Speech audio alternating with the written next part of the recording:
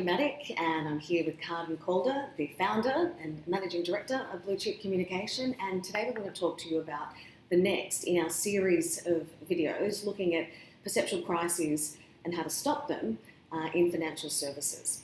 And today we want to talk about reframing. Right, so number 4 is reframing. It's one of the oldest PR and crisis management techniques.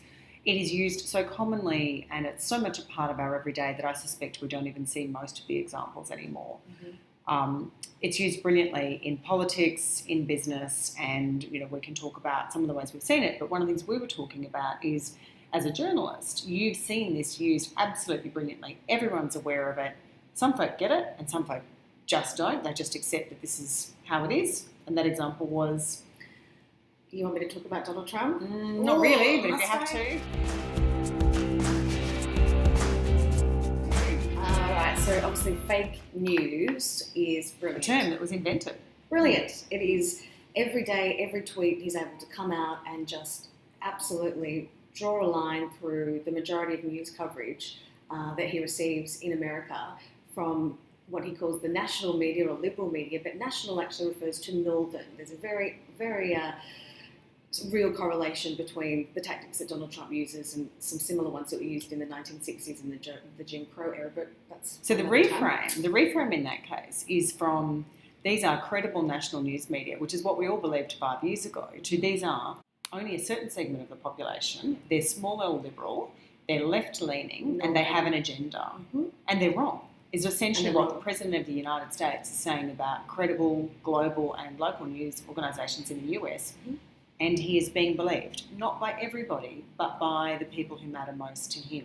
So it's a brilliant example of a reframe. You might not like the example or agree with the outcome, but it is a fantastic example of someone taking something that we all believed was X and turning it into Y by actually taking a step back, zooming out from the issue and taking a different lens on it. But the other thing is, if I was to ask you, how does it work? One of the things I know that you would want to point out is that for an audience to shift its perception of something, or for a brand or a business or a leader to do that, the audience has to have a seed of that belief ingrained in them somewhere. Correct. So the really clever thing about the idea of fake news as a reframe is that it played to an existing belief. It wasn't a belief held by everybody, but these days we're doing public relations and marketing in a very segmented, fragmented media market. And in a world where people can narrowcast and curate their own news, so they end up believing more and more of what they're already reading.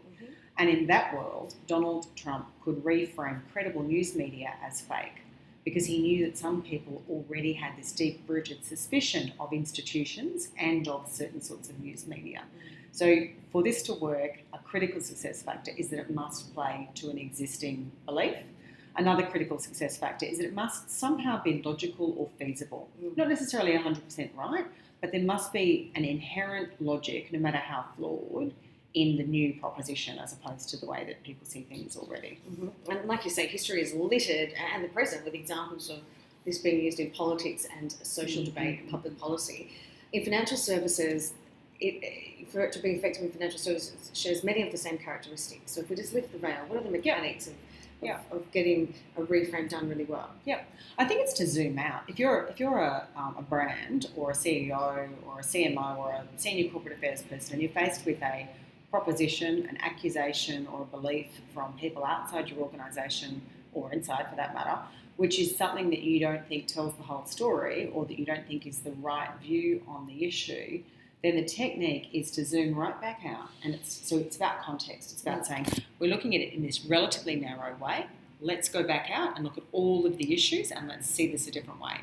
So a classic example of this in insurance would be a denied claim, where the proposition is always that the brand, the insurer or the super fund is doing the wrong thing by denying the claim. Many, many times that claim's been through a review process and actually the rules are being applied the right way. But you're on a no-win if you're confronted with someone who's gravely ill and making a claim on their life or their income protection insurance. And so the role that the super fund or the insurer can play, which I don't think enough of them do often enough, is to point out what insurance is. It's actually to zoom back out from the individual case and say, remember, insurance is pooled risk. It's a financial instrument, if you like, or it's a financial risk and safety net for many, many people. If we start breaking the rules of that financial pool that keeps everyone safe for one person, then everyone else suffers and the money won't be there when they need it. Mm-hmm. But too often we don't do that zoom out. We try to deal with the proposition that we're given as opposed to taking it from a different angle. And the other example that you put up recently was the mining campaign, which I thought was quite clever. Do you want to talk through?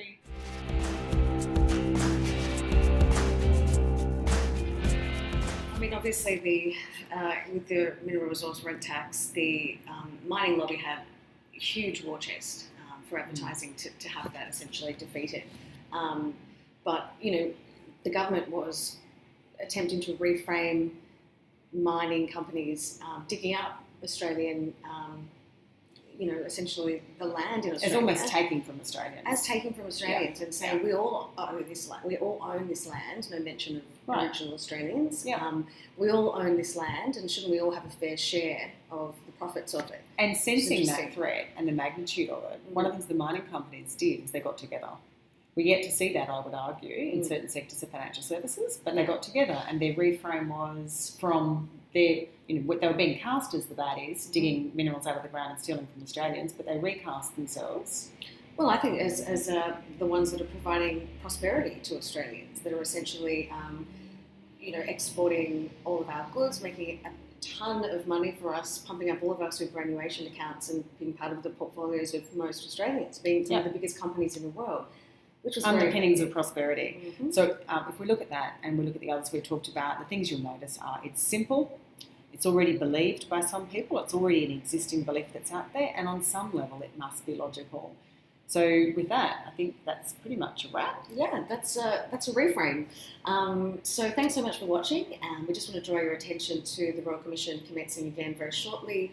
We have here at Blue Chip been producing essentially daily rundowns of events at the Hayne Commission, and we really would like to share them with you, but you need to subscribe. Right.